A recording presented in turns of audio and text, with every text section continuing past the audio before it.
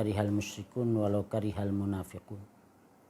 Asyhadu an la ilaha illallah wa asyhadu anna Muhammadar Rasulullah. Allahumma fassalli wa sallim ala sayyidina Muhammadin wa ala alihi wa ashabihi ajma'in. Qala Allah Ta'ala fi kitabihil karim wa huwa asdaqul qailin. A'udzu billahi minasy syaithanir rajim. Bismillahirrahmanirrahim. Yamhakumullahu riba wa yurbis shadaqat. Wallahu la yuhibbu kulla kaffarin athim. Para pemirsa sahabat Arsya yang dimuliakan oleh Allah Subhanahu wa taala. Puji syukur kepada Allah karena hari ini kita bisa bertatap muka kembali dalam rangka kajian ilmiah terkait dengan riba dan sedekah. Salawat dan salam marilah kita limpahkan ke hariban junjungan kita Nabi besar Muhammad sallallahu alaihi wasallam. Riba secara bahasa itu artinya az-ziyadah. Artinya bertambah atau tambahan. Secara istilah atau secara terminologi, riba itu adalah az-ziyadah ala ra'si malin. Tambahan atas pokok. Dahulu masyarakat jahiliyah itu terkenal dengan transaksi ribawinya. Mereka melakukan apa saja pasti dikaitkan dengan transaksi ribawi ini. Ketika Islam datang, Islam mencoba untuk menetralisir riba ini secara bertahap. Makanya turun beberapa ayat terkait dengan masalah riba ini. Yang pertama yang dilarang adalah riba yang sifatnya berlipat-lipat ganda. Di situ dikatakan ad'afan mudha'afa.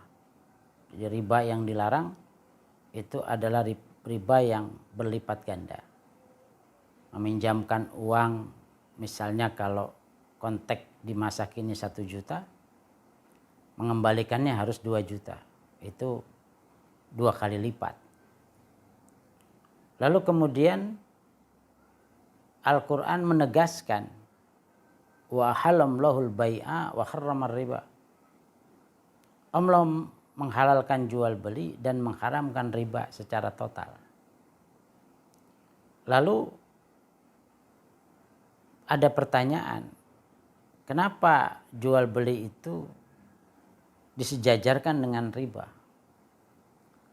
Memang sepintas jual beli itu sama dengan riba, sepintas ya. Tetapi kalau diselusuri berbeda. Kalau jual beli itu memang ada sisi kelebihan, ada sisi tambahan. Ada seseorang menjual baju modalnya 100.000. Tentu kalau dia mau untung ya harus dia tambah. Tidak mungkin dia jual baju itu 100.000 juga karena modalnya 100.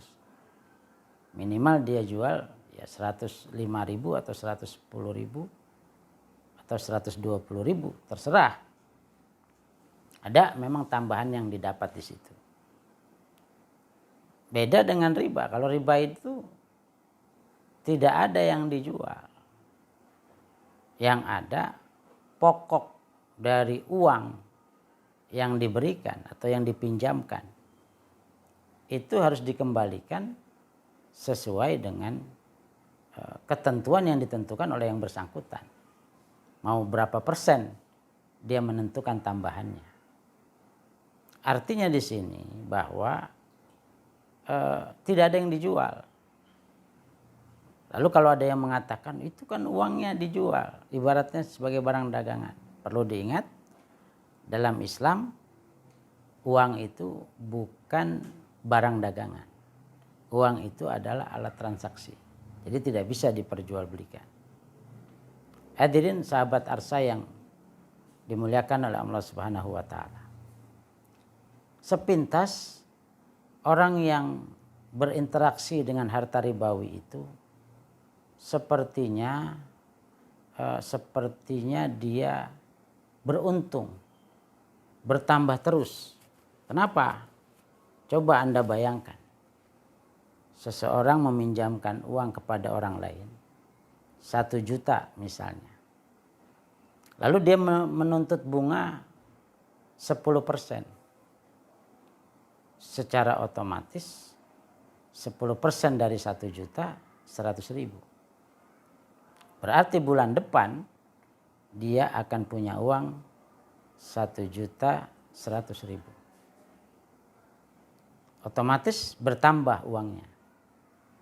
Sehingga secara logika ketika seseorang berinteraksi dengan harta ribawi, uangnya menjadi bertambah.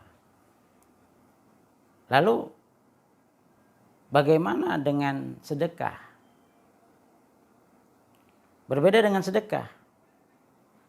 Kita punya uang 1 juta, lalu kemudian uang yang 1 juta itu kita sedekahkan 100.000. Secara lahiriah uang kita berkurang. Uang 1 juta disedekahkan 100.000, otomatis secara hitung-hitungan tinggal 900.000. Berkurang 100.000. Apakah logikanya demikian? Nah, ini yang harus kita pikirkan, yang harus kita renungkan. Quran jelas-jelas mengatakan yamhakum lahur riba wa yurbis shadaqat. Allah akan menghapuskan, akan menghanguskan riba wa yurbis shadaqat dan mengembangkan, menambahkan sedekah. Artinya apa? Meskipun secara lahiriah kita melihat bahwa ada pengurangan uang karena sedekah, tapi itu sesungguhnya yurbi, itu sesungguhnya mengembangkan, menambah. Tetapi riba, dia walaupun secara kasat mata dia bertambah, tapi sesungguhnya dia berkurang. Sesungguhnya dia akan hancur pada akhirnya. Coba kita perhatikan orang-orang yang berinteraksi dengan riba. Tidak lama usianya. Sebentar, tidak lama usahanya, pasti hancur. Pasti habis. Kenapa?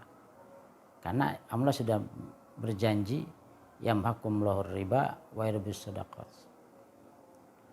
Dan ditegaskan di akhir ayat wallahu la yuhibbu kulla kaffarin athim.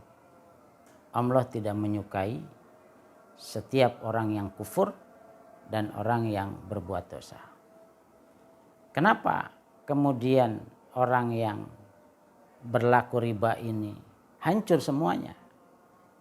Karena ketika dia meminjamkan uang, kemudian dia memberikan beban sampai 20%, sampai 30%. Tentu ini bukan yang membantu, malah menyulitkan orang yang meminjam uang tersebut.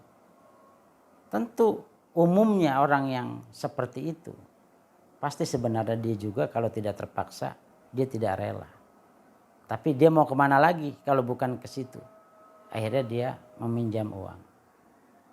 Ketika dia tidak rela, dia tidak ridho, dia tidak ikhlas, tentu hasil yang didapatkan juga menjadi tidak berkah, tidak membawa keuntungan baik secara lahiriah maupun secara batiniah. Itu saya kira yang perlu kita renungkan ketika kita mencoba untuk melakukan transaksi ribawi. Usahakanlah yang kita perbanyak sedekahnya daripada kita memperbanyak unsur ribanya. Demikian saya kira perbandingan antara bersedekah dengan melakukan transaksi riba. Wallahul muwaffiq ila aqwamit thoriq. Wassalamualaikum warahmatullahi wabarakatuh.